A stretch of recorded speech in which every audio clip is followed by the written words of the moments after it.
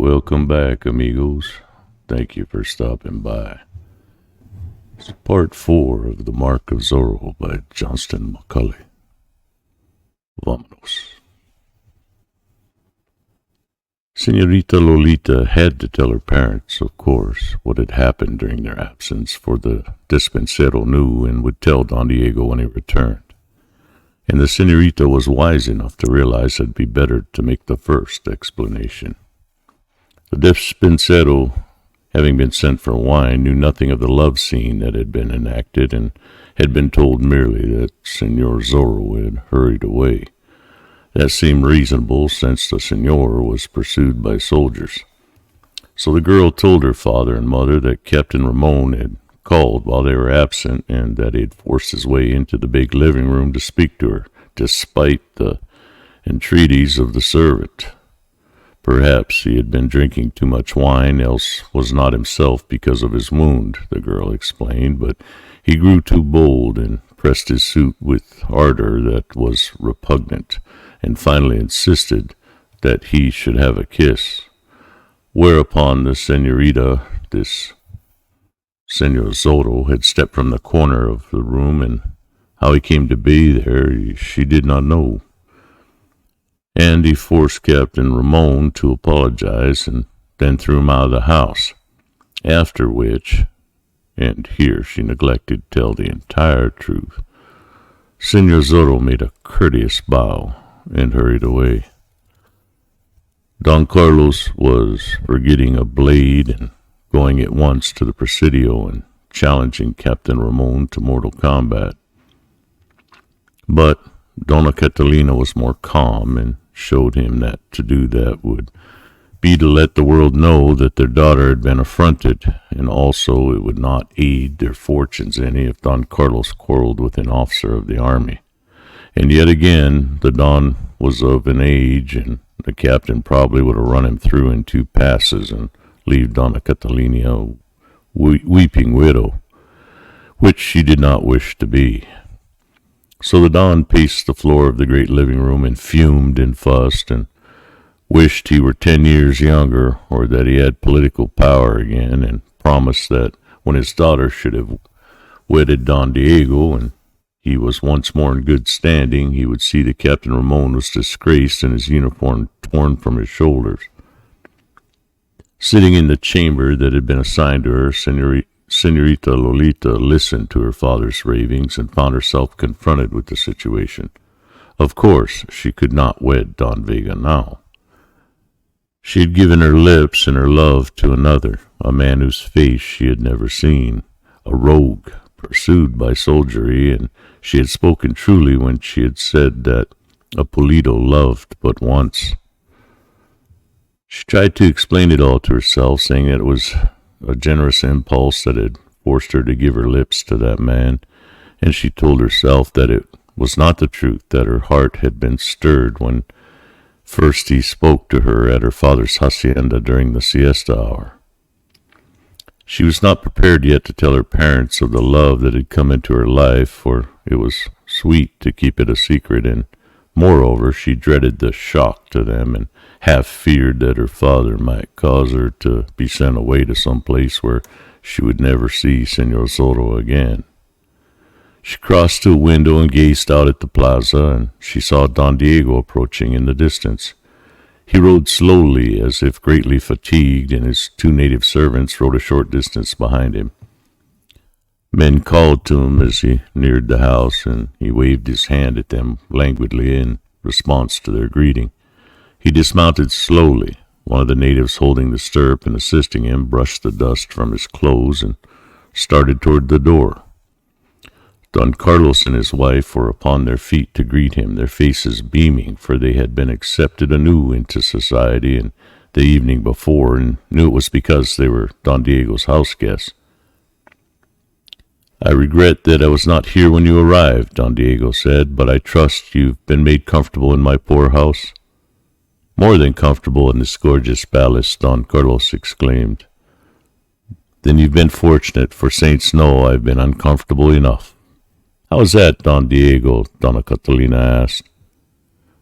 My work at the Hacienda Don, I rode as far as the place of Fray Felipe, there to spend the night in quiet. But as we were about to retire, there came a thundering noise at the door, and this Sergeant Gonzalez and a troop of soldiers entered. It appears that they had been chasing the highwayman called Senor Zorro and had lost him in the darkness. In the other room, a dainty senorita gave thanks for all that.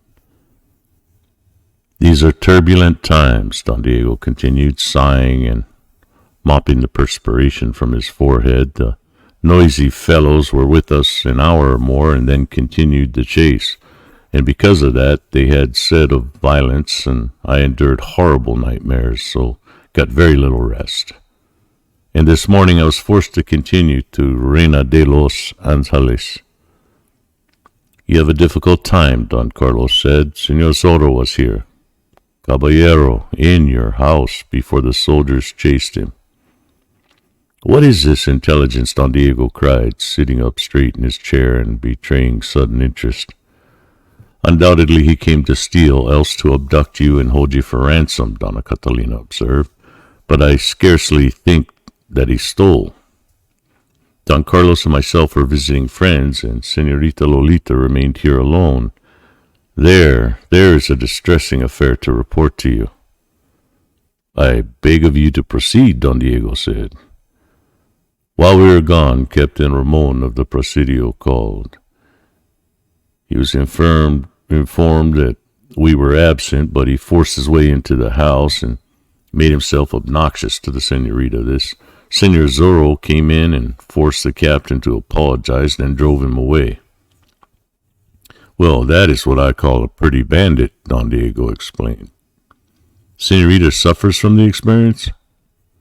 Indeed, no, said Donna Catalina. She was of the opinion that Captain Ramon had taken too much wine. I shall call her. Donna Catalina went to the door of the chamber and called her daughter, and Lolita came into the room and greeted Don Diego as became a proper maiden. It makes me desolate to know that you received an insult in my house, Don Diego said. I shall consider the affair. Donna Catalina made a motion to her husband, and they went to the far corner to sit, that the young folk might be somewhat alone, which seemed to please Don Diego, but not the senorita. Captain Ramon is a beast, the girl said in a voice not too loud. He is a worthless fellow, Don Diego agreed. He is. That is, he wished to kiss me, she said. And you did not let him, of course. Senor. I confound it. I did not mean that. Certainly you did not let him. I trust that you slapped his face. I did, said the senorita, and then he struggled with me and told me I should not be so particular, since I was the daughter of a man who stood in bad graces of the governor. Why, that infernal brute, Don Diego exclaimed. Is that all you have to say about it, Caballero? I cannot use oaths in your presence, of course. Do you not understand, senor? This man came into your house and insulted the girl. You have asked to be your wife? Confound that rascal. When next I see His Excellency, I shall tell him to remove the officer to some other post. Oh, the girl cried. Have you no spirit at all? Have him removed? Were you a proper man, Don Diego, you would go to the Presidio. You would call this Captain Ramon to account. You would pass your sword through his body and call upon all to witness that a man could not insult the senorita you admired and escape consequences. It is such an exertion to fight, he said. Let us not speak of violence. Perhaps I shall see the fellow and rebuke him. Rebuke him, the girl cried. Let us talk of something else, senorita. Let us speak of the matter regarding which I talked the other day. My father will be after me again soon to know when I'm going to take a wife. Cannot we get the matter settled in some manner? Have you decided upon the day? I have not said that I'd marry you, she replied. Why hold off? He questioned. Have you looked at my house? I shall make it satisfactory to you, I'm sure. You shall refurnish it to suit your taste. though I pray you do not disturb it too much, for I dislike to have things in a mess. You shall have a new carriage and anything you may desire." "Is this your manner of wooing?" she asked, glancing at him from the corner of her eyes. "What a nuisance to woo," he said. "I must play guitar and make pretty speeches. Can you not give me your answer without all the foolishness?" She was comparing this man beside her with Señor Zorro, and Don Diego did not compare to him favorably. She wanted to be done with this farce, and to have Don Diego out of her vision, and none but Señor Zorro in it. "I must speak frankly to you, caballero," she said. "I have searched my heart, and in it I find no love for you. I am sorry, for I know that our marriage would mean to my parents and to myself in a financial way, but I cannot wed you, Don Diego. It is useless for you to ask." "Well, by the saints, I had thought it was all settled already." "Do you hear that, Don Carlos? Your daughter says she cannot wed with me. That is not in her heart to do so." "Lolita, retire to your chamber," Donna Catalina exclaimed. The girl did so, gladly. Don Carlos and his wife hurried across the room and sat down beside Don Diego. "I fear you do not understand women, my friend," Don Carlos said. "Never must you take a woman's answer for the last. She always may change her mind. A woman likes to keep a man dangling, likes to make him blow cold with fear and hot with anticipation. Let her have her moods, my friend. In the end, I am sure, you shall have your way."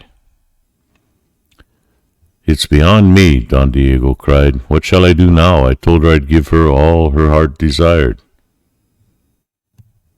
"Her heart desires love, I suppose," Donna Catalina said, "out of the wealth of her woman's wisdom.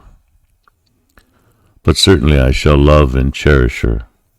Does not a man promise that in the ceremony? Would a Vega break his word regarding such a thing?" "Just a little courtship," Don Carlos urged. "But it's such a nuisance. A few soft words, a pressure of hand now and then, a sigh or two, languishing look from the eyes. Ah, nonsense.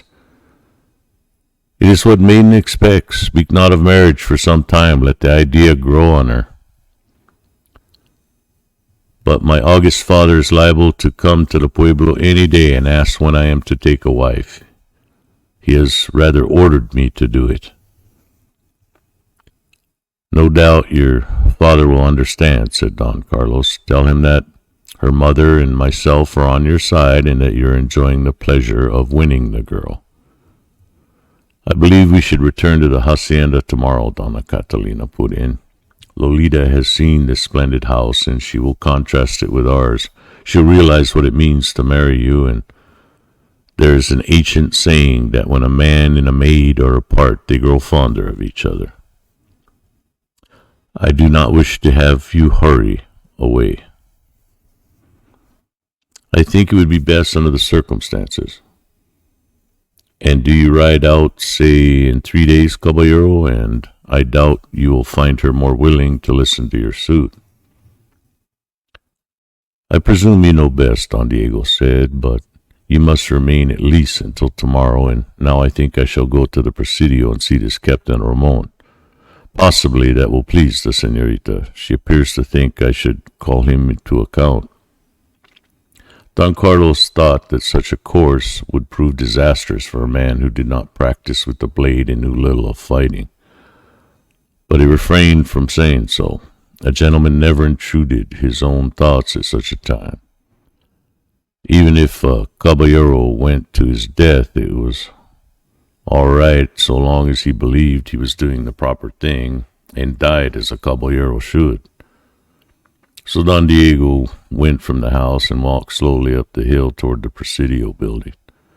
Captain Ramon observed his approach and wondered at it, and snarled at the thought of coming to combat with such a man. But he was cold courtesy itself when Don Diego was ushered into the commandante's office. "I'm proud to know you have visited me here," he said, bowing low before the scion of Vegas. Don Diego bowed in answer and took the chair Captain Ramon indicated. The captain marveled that Don Diego had no blade at his side. I was forced to climb your confounded hill to speak to you on a certain matter, Don Diego said. I have been informed that you visited my house during my absence and insulted a young lady who was my guest. Indeed? The captain asked. Were you deep in wine, senor? That would excuse the offense in part, of course. And then you were wounded and probably in fever. Were you in fever, Captain? Undoubtedly, Ramon said. A fever is an awful thing. I had siege of it at once, but you should not have intruded upon the senorita. Not only did you affront her, but you affronted me. I have asked the senorita to become my wife. The matter, well, it's not settled as of yet, but I have some rights in the case. I entered your house seeking news of the Senor Zorro, the captain lied. You, found him? Don Diego asked. The face of the Commandante flushed red. The fellow was there, and he attacked me, he replied. I was wounded, of course, and wore no weapon, and so he could work his will with me. It is a remarkable thing, observed Don Diego, that none of your soldiers can meet this curse of Capistrano when you can be on equal terms. Always he descends upon you when you're helpless, or threatens you with a pistol while he fights you with a blade, or has his score of men about him.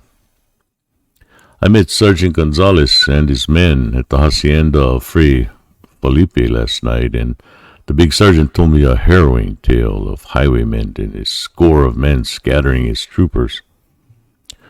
We shall get him, the captain promised, and I might call your attention to certain significant things, caballero. Don Carlos Pulido, as we know, does not stand high with those in authority. The Senor Zorro was at the Pulido hacienda, you will remember, and attacked me there, emerging from a closet to do it. Ha! What mean you? Again, on last night, he was in your house while you were abroad, and the Pulidos were your guests. It begins to look as if Don Carlos has had a hand in the work of Senor Zorro. I'm almost convinced that Don Carlos is a traitor and is aiding the rogue. You'd better think twice or half a score of times before seeking matrimonial alliance with the daughter of such a man. By the saints, what a speech, Don Diego exclaimed, as if in admiration.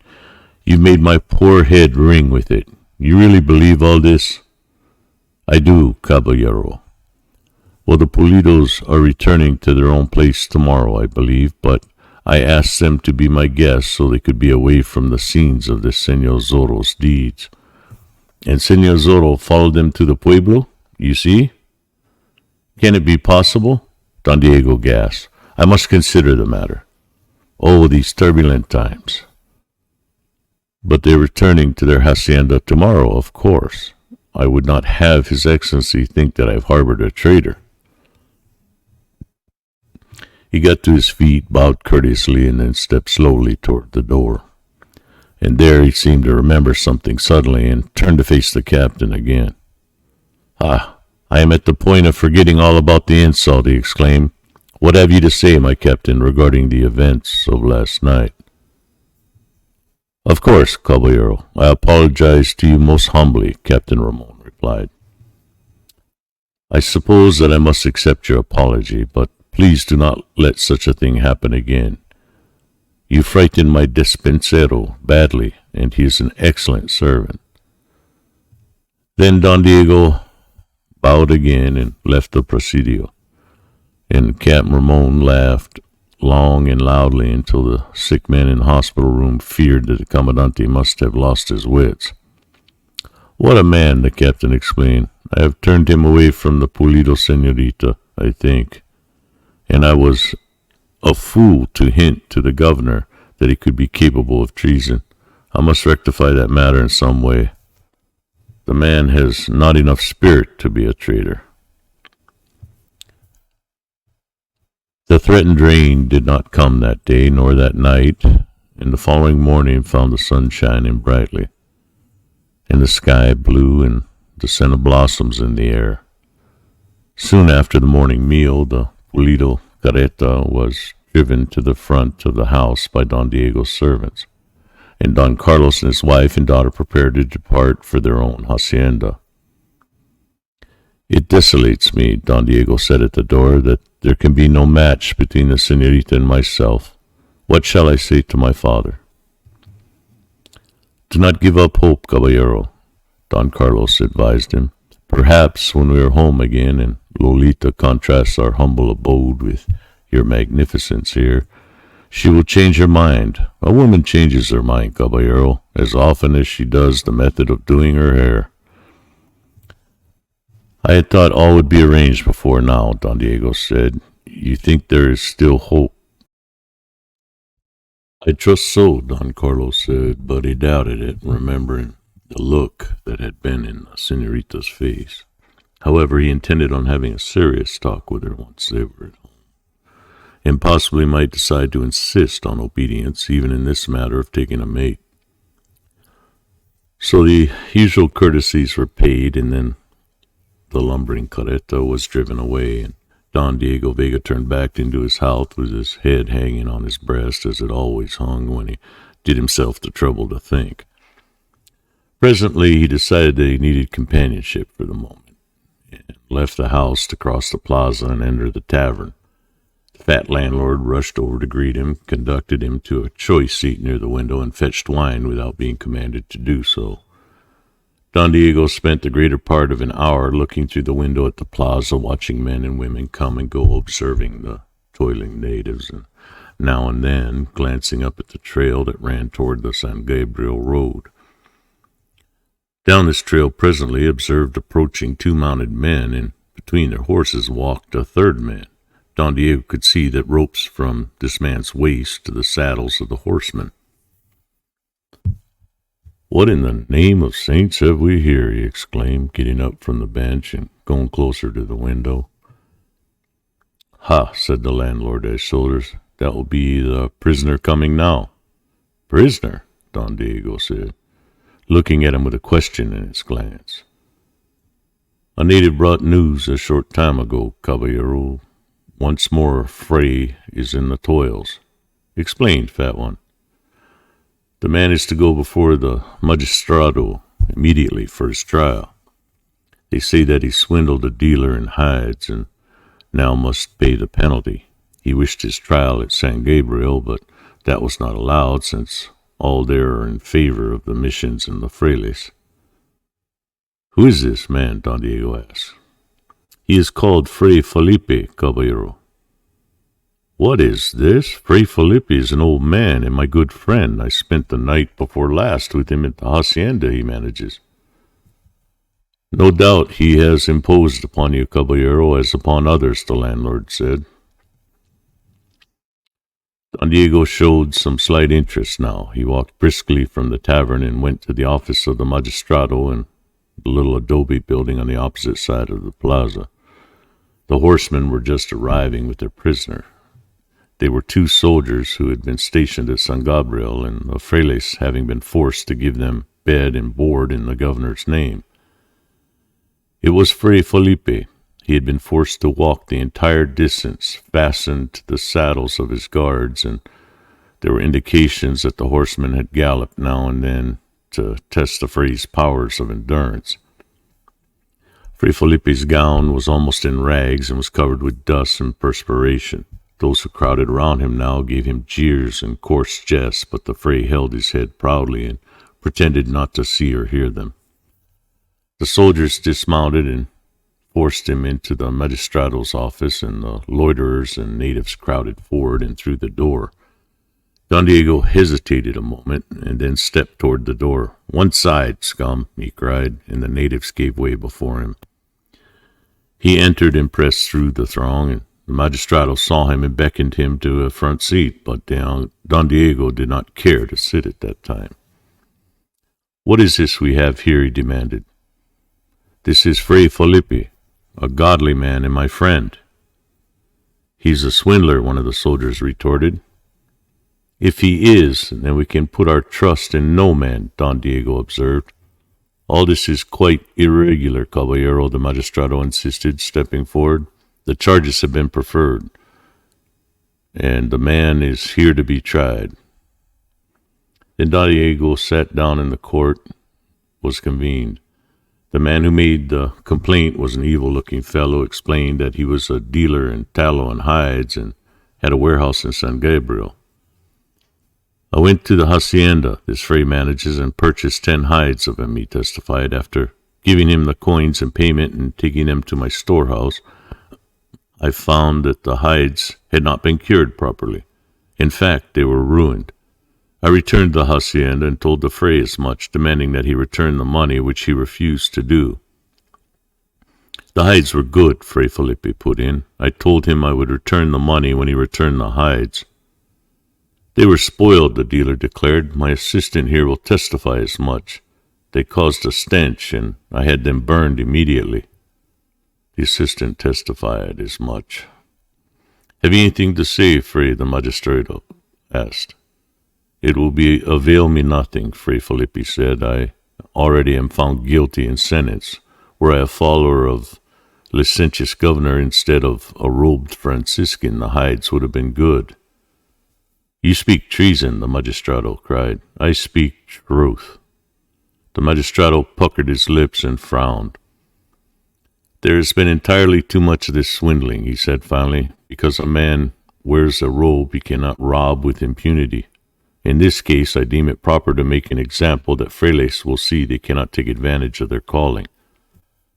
The Fray must repay the man the price of the hides, and for the swindle he shall receive across his bare back 10 lashes, and for the words of treason he spoken, he shall receive 5 lashes additional. It is a sentence. The natives jeered and applauded.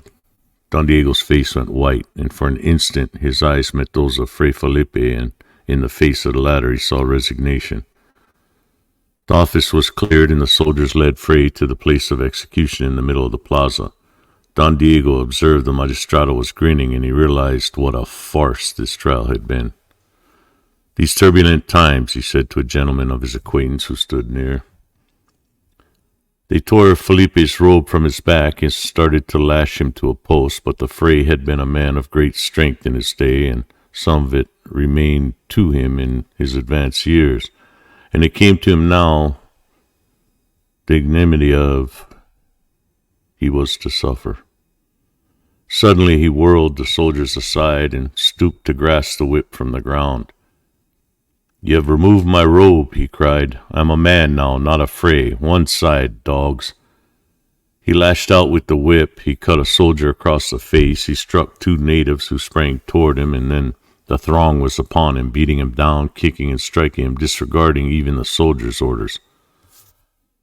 Don Diego felt moved into action. He could not see his friend treated in this manner despite his docile disposition. He rushed into the midst of the throng, calling upon the natives to clear away, but he felt a hand grasp his arm and turned to look into the eyes of the magistrado.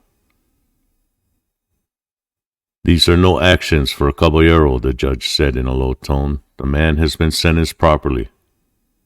When you raise a hand to give him aid, you raise a hand against His Excellency. Have you stopped to think of that, Don Diego Vega? Apparently, Don Diego had not, and he realized, too, that he could do no good to his friend by interfering now. He nodded his head to the magistrado and turned away. But he did not go far.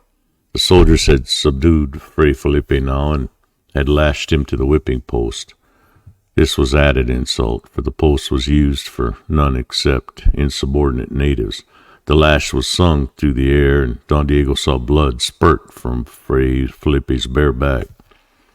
He turned his face away then, for he could not bear to look, but he could count the lashes by the singing of the whip through the air, and he knew that proud old Fray Felipe was making not the slightest sound of pain and would die without doing so. He heard the natives laughing and turned back again to find the whipping was at an end. The money must be repaid within 2 days, or you shall have 15 lashes more, the magistrado was saying. Fray Felipe was untied and dropped to the ground at the foot of the post. The crowd began to melt away. Two frailes who had followed from San Gabriel aided their brother to his feet and led him aside while the natives hooted. Don Diego Vega returned to his house. "Send me Bernardo," he ordered his despensero. The butler bit his lip to keep from grinning as he went to do as he was bidden. Bernardo was a deaf and dumb native servant for whom Don Diego had particular use. Within the minute, he entered the great living room and bowed before his master. "Bernardo, you're a gem," Don Diego said. "You cannot speak or hear, cannot write or read, and have not sense enough to make your wants known by the sign language. You're the one man in the world whom I can speak without having my ears talked off in reply. You do not... me at every turn." Bernardo bobbed his head as if he understood. He always bobbed his head in that fashion when Don Diego's lips ceased to move. "These are turbulent times, Bernardo," Don Diego continued. "A man can find no place where he can meditate. Even at Fray Felipe's night before last, there came a big sergeant pounding at the door. A man with nerves is in a sorry state. And this whipping of old Fray Felipe, Bernardo. Let us hope that the Señor Zorro, who punishes those who work injustice, hears the affair and acts accordingly." Bernardo bobbed his head again. "As for myself, I'm in a pretty pickle," Don Diego went on. "My father has ordered that I get me a wife, and the señorita I selected will have none of me. I shall have my father taking me by the ear in short order. Bernardo, it's time for me to leave this pueblo for a few days. I shall go to the hacienda of my father and tell him that I have got no woman to wed me yet, and ask his indulgence. And there, on the wide hills behind his house, may I hope to find some spot where I may rest and consult the poets for one entire day without highwaymen and sergeants and unjust magistrados bothering me. And you, Bernardo, shall accompany me, of course. I can talk to you without your taking the words out of my mouth." Bernardo bobbed his head again. He guessed what was to come. It was the habit of Don Diego's to talk to him thus, and for a long time. And always there was a journey afterward.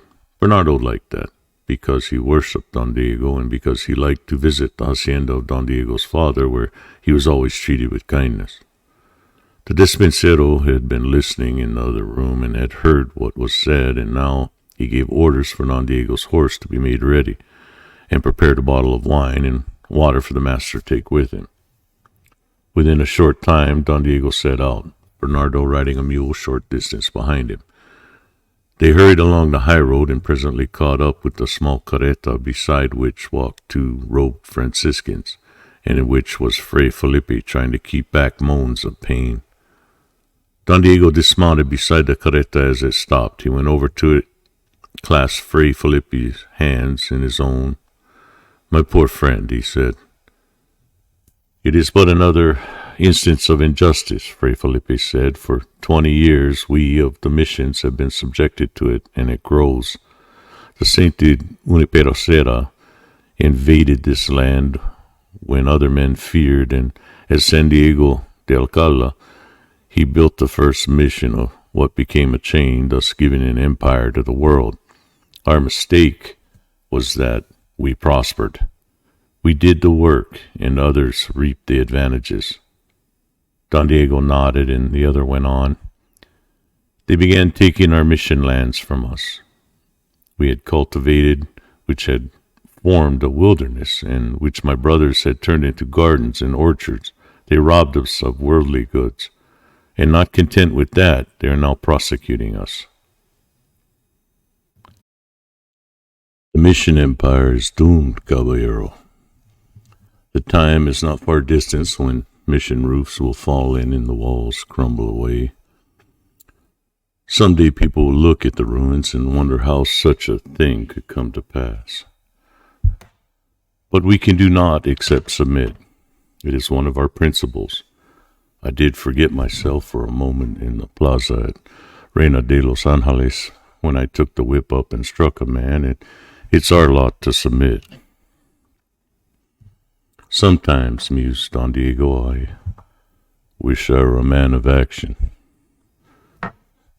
You give sympathy, my friend, which is worth its weight in precious stones, and action expressed in a wrong channel is worse than no action at all. Where do you ride? To the hacienda of my father, good friend. I must crave his pardon, ask his indulgence. He has ordered that I get me a wife, and I find it a difficult task. That should be an easy task for a Vega. Any maiden would be proud to take that name. I had hoped to wed the Senorita Lolita Pulido, she having taken my fancy. A worthy maiden. Her father, too, has been subjected to unjust oppression. Did you join your family to his, none would dare raise a hand against him. All that is very well, Frey, and absolute truth, of course, but the senorita will have none of me, Don Diego complained. It appears that I have not the dash and spirit enough. She is hard to please, perhaps, or possibly she is but playing at being a coquette with the hope of leading you on and increasing your ardor. A maid loves to tantalize a man, caballero. It's her privilege. I showed her my house in the pueblo and mentioned my great wealth and agreed to purchase a new carriage for her, Don Diego told him. Did you show her your heart, mention your love, and agree to be a perfect husband? Don Diego looked at him blankly, then batted his eyes rapidly and scratched his chin, as he did sometimes when he was puzzled over a matter. What a perfectly silly idea, he exclaimed after a time. Try it, caballero. It may have an excellent effect. The frailes drove the cart onward. Fray Felipe raised his hand in blessing, and Don Diego Vega turned aside into the other trail, the deaf Don Bernardo following at his heels on the mule. Back in the pueblo, the dealer in hides and tallow was at the center of attraction at the tavern. The fat landlord was kept busy supplying his guests with wine, for the dealer in hides and tallow was spending a part of the money of which he had swindled Fray Felipe. The magistrado was spending the rest. There was boisterous laughter as one recounted how Fray Felipe lay about him with the whip and how the blood spurted from his old back when the lash was applied. Not a whimper from him, cried the dealer in hides and tallow. He is a courageous old coyote. Now, last month, whipped one at San Fernando, and he howled for mercy, but some men said he had been ill and was weak, and possibly that was so. A tough lot, these frailes, but it is great sport when we can make one howl. More wine, landlord. Fray Felipe is paying for it. There was a deal of raucous laughter at that, and the dealer's assistant, who had given perjured testimony, was tossed a coin and told to play a man and do his own buying. Whereupon the apprentice purchased wine for all in the inn and howled merrily when the fat landlord gave him no change from his piece of money. Are you afraid that you pinch coins? The landlord asked. Those in the tavern howled in merriment again, and the landlord, who had cheated the assistant to the limit, grinned as he went about his business. It was a great day for the fat landlord. Who is the caballero who showed some mercy toward the fray? The dealer asked. That was Don Diego Vega, the landlord replied. He will be getting himself into trouble. Not Don Diego, said the landlord. You know the great Vega family, do you not, senor? His Excellency himself curries their favor. Did the Vegas hold up as much as a little finger, there would be a political upheaval in these parts. Then he's a dangerous man? The dealer asked. A torrent of laughter answered him. Dangerous?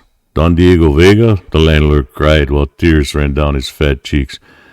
You'll be the death of me. Don Diego does not but sit in the sun and dream. He scarcely ever wears a blade except as a matter of show. He groans if he has to ride a few miles on a horse. Don Diego is about as dangerous as a lizard basking in the sun. But he is an excellent gentleman, for all that. The landlord added hastily, and afraid that his words had reached Don Diego's ears. and Don Diego would take his custom elsewhere. It was almost dusk when the dealer in hides and tallow left the tavern with his assistant, and both reeled as they walked, for they had partaken of too much wine. They made their way to the carreta in which they traveled, waved their farewells to the group about the door of the tavern, and started slowly up the trail toward San Gabriel. They made their journey in a leisurely manner, continuing to drink from a jug of wine they had purchased. They went over the crest of the first hill, and the pueblo of Reina de los Angeles was lost to view, and all they could see was the highway twisting before them like a great dusty serpent, and brown hills and a few buildings in the distance where some man had a hacienda. They made a turning and found a horseman confronting them, sitting easily in the saddle, with his horse standing across the road in such a manner that they could not pass. "Turn your horse, turn your beast," the dealer in hides and tallow cried. "Would you have me drive over you?" The assistant gave an exclamation that was part of fear, and the dealer looked more closely at the horseman. His jaw dropped, his eyes bulged. "'Tis Senor Zorro," he exclaimed. "By the saints, 'tis the curse of Capistrano, away down here in San Gabriel. You would not bother me, Senor Zorro? I'm a poor man and have no money. Only yesterday a fray swindled me, and I've been to Reino de los Angeles seeking justice." "Did you get it?" Senor Zorro asked. "The magistrado was kind, senor. He ordered the fray to repay me, but I do not know when I shall get the money." "Get out of carreta, and your assistant also," Senor Zorro commanded. "But I have no money," the dealer protested. "Out of the carreta with you. Do I have to request it twice? Move, or your lead finds a lodging place in your carcass." Now the dealer saw that the highwayman held a pistol in his hand, and he squealed with sudden fright and got out of the cart speedily as possible, his assistant tumbling out at his heels. They stood in the dusty highway before Senor Zorro, trembling with fear, the dealer begging for mercy. "I have no money with me, kind highwayman, but I shall get it for you," the dealer cried. "I shall carry it to where you say, wherever you wish." "Silence, beast," Senor Zorro cried. "I do not want your money, perjurer. I know all about the farce of a trial at Reina de los Angeles. I have always finding out about such things speedily." "So the aged fray swindled you, eh? Liar and thief. 'Tis you who are the swindler, and they gave that old and godly man 15 lashes across his bare back because of the lies you told. And you and the magistrado will divide the money of which you swindled him.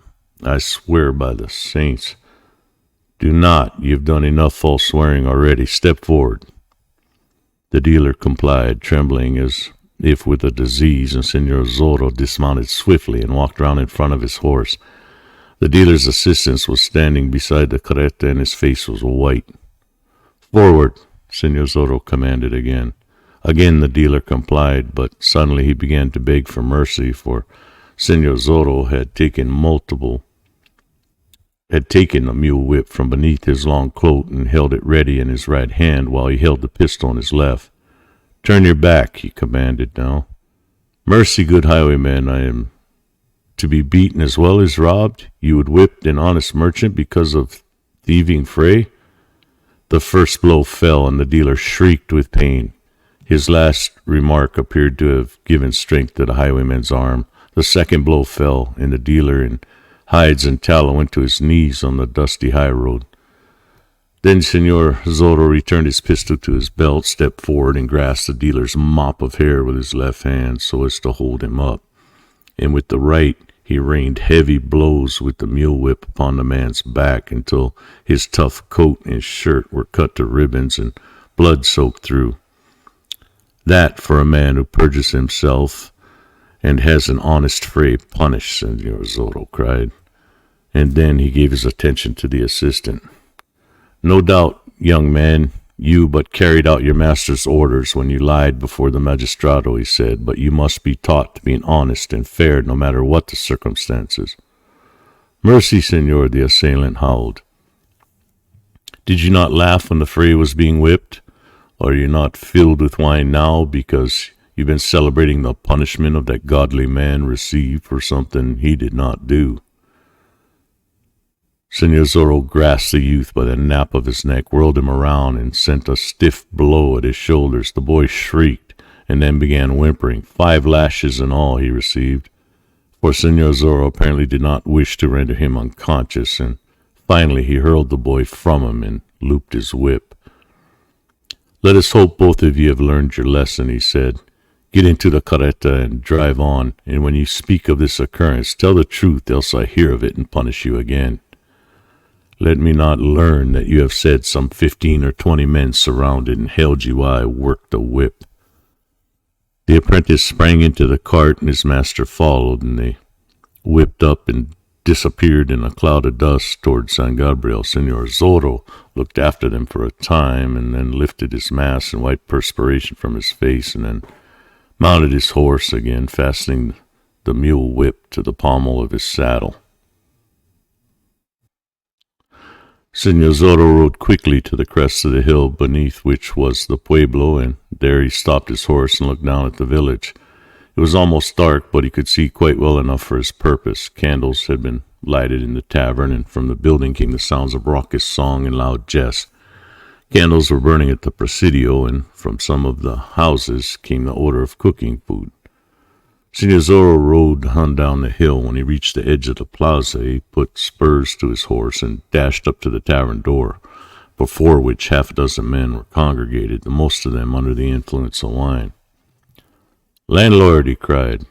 None of the men about the door gave him particular attention at first, thinking he was but some caballero on a journey wishing refreshment.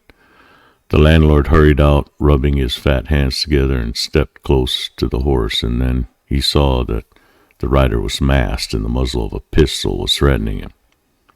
"Is the magistrado within?" Senor Zorro asked. "Si, senor." "Stand where you are and pass the word for him. Say the caballero here wishes to speak with him regarding a certain matter." The terrified landlord shrieked for the magistrado, and the word was passed inside. Presently the judge came staggering out, crying in a loud voice to know who had summoned him from his pleasant entertainment. He staggered up to the horse and put one hand against it, and looked up to find glittering eyes regarding him through a mask. He opened his mouth to shriek, but Senor Zorro warned him in time. "Not a sound or you die," he said. "I've come to punish you. Today you passed judgment on a godly man who was innocent. Moreover, you knew of his innocence, and his trial was but a farce. By your order he received a certain number of lashes. You shall have the same payment." "You dare—" "Silence," the highwayman commanded. "You, about the door, come to my side," he called. They crowded forward, the most of them peons, who thought there was a caballero who wished something done and had gold to pay for it. In the dust they did not see the mask and the pistol until they stood beside the horse, and then it was too late to retreat. "We're going to punish this unjust magistrado," Senor Zorro told them. "The 5 of you will seize him now and conduct him to the post in the middle of the plaza, and there you will tie him. The first man to falter receives a slug of lead from my pistol, and my blade will deal with the others. And I wish speed also." The frightened magistrado began to screech now. "Laugh loudly, that his cries may not be heard," the highwayman ordered, and the men laughed so loudly as they could, albeit there was peculiar quality to their laughter. They seized the magistrado by the arms and conducted him to the post and bound him there with thongs. "You will line up," Senor Zorro told him. "You will take this whip, and each of you will lash this man 5 times. I shall be watching, and if I see the whip fall lightly once, I shall deal out punishment. Now begin." He tossed the whip to the first man, and the punishment began. Senor Zorro had no fault to find with the manner in which it was given, for there was great fear in the hearts of the peons, and they whipped with strength and willingly. "You also, landlord," Senor Zorro said. "He'll put me in the carcel afterward," the landlord wailed. "Do you prefer carcel or coffin, senor?" the highwayman asked. It became evident that the landlord preferred the carcel. He picked up the whip, and he surpassed the peons in strength of his blows. The magistrado was hanging heavily from the thongs now, and unconsciousness had come to him about the 15th blow, more through fear than through pain and punishment. "Unfasten the man," the highwayman ordered. 2 men sprang forward to do his bidding. "Carry him to his house," Senor Zorro went on, "and tell the people of the pueblo that this is the manner in which Senor Zorro punishes those who oppress the poor and helpless, who give unjust verdicts, and who steal in the name of the law. Go your ways." The magistrado was carried away, groaning, unconscious, returning to consciousness slowly. Senor Zorro turned once more to the landlord. "We shall return to the tavern," he said. "You will go inside and fetch me a mug of wine and stand beside my horse while I drink it. It would be only a waste of my breath for me to say what will happen to you if you attempt treachery on the way." But there was fear of the magistrado in the landlord's heart, as great as fear of Senor Zorro. He went back to the tavern beside the highwayman's horse and hurried inside as if to get wine, but he sounded the alarm. "Senor Zorro is without." He hissed at those nearest the table. "He has just caused the magistrado to be whipped cruelly. He has sent me to get him a mug of wine." Then he went on to the wine cask and began drawing the drink slowly as possible. There was sudden activity inside the tavern, and 6 caballeros were there, men who followed in the footsteps of the governor. Now they drew their blades and began creeping toward the door, and one of them, who possessed a pistol and had it in his sash, drew it out, saw that it was prepared for work, and followed in their wake. Senor Zorro, sitting his horse some 20 feet from the door of the tavern, suddenly beheld the throng rush out at him, saw the light flash from 6 blades, heard the report of a pistol, and heard a ball whistle past his head. The landlord was standing in the doorway praying the highwayman could be captured, for then he would be given some credit, and perhaps the magistrado would not punish him for having used the lash. Senor Zorro caused his horse to rear high in the air and then raked the beast with his spurs. The animal sprang forward into the midst of the caballeros, scattering them. That was that Senor Zorro wanted. His blade already was out of the scabbard, and it passed through a man's sword arm, swung over, and drew blood on another. He fenced like a maniac, maneuvering his horse to keep his antagonists separated so that only one could get at him at a time. Now the air was filled with shrieks and cries, and men came tumbling from houses to ascertain the cause of the commotion. Senor Zorro knew that some of them would have pistols, and while he feared no blame, he realized that a man could stand some distance away and cut him down with a pistol ball. So he caused his horse to plunge forward again, and before the fat landlord realized it, Senor Zorro was beside him and had reached down and grasped him by the arm. The horse started away, the fat landlord dragging, shrieking for rescue, and begging for mercy in the same breath. Senor Zorro rode with him to the whipping post. "Hand me that whip," he commanded. The shrieking landlord obeyed and called upon the saints to protect him. Then Senor Zorro turned him loose and curled the whip around his fat middle, and as the landlord tried to run, he cut him again and again. He left him once to charge down upon those who had blades and to scatter them, and then he was back with the landlord again, applying the whip. "You tried treachery," he cried. "Dog of a thief! You would send men about my ears, eh? I'll strip your tough hide." "Mercy!" the landlord shrieked and fell to the ground.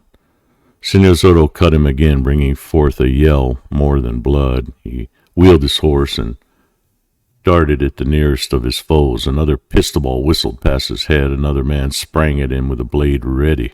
Senor Zorro ran the man neatly through the shoulder and put his spurs to his horse again.